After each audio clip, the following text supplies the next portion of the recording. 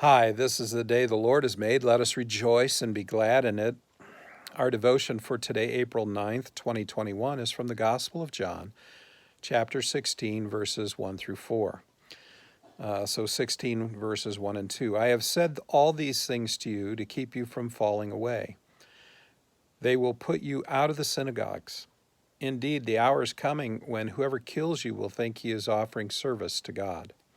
So Jesus tells his disciples, those who are following him, those who believe in him, that he is sharing all of this information that the Father has told him with them in advance, ahead of when it happens, so that they will not fall away from believing in him, so that they will not lose faith in him, that they may remain strong as they realize what is happening both to him and then to them afterwards.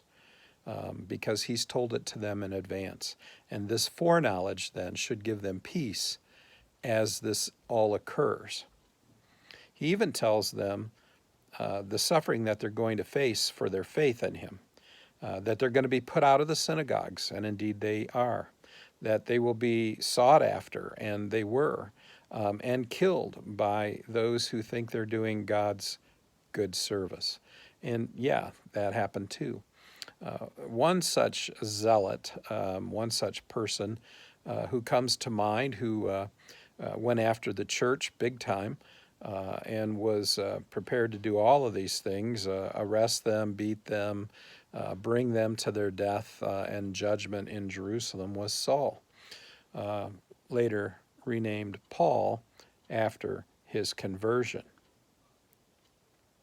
Verse 3 and 4. And they will do these things because they have not known the Father nor me. But I have said these things to you, that when their hour comes, you may remember what I told them to you.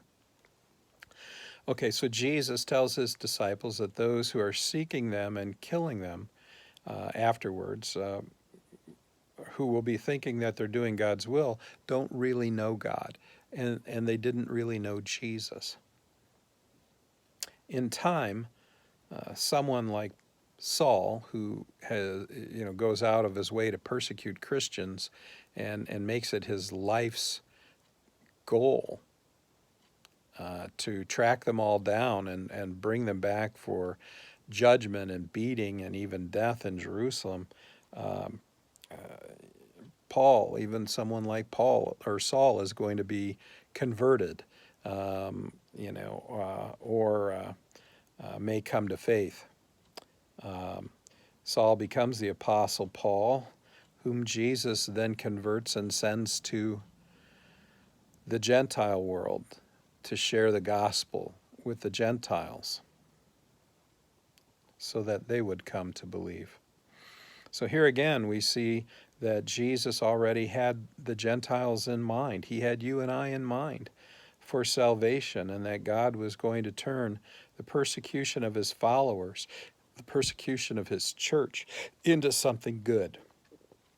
He has told us in advance so that we will trust his words and believe all that he says.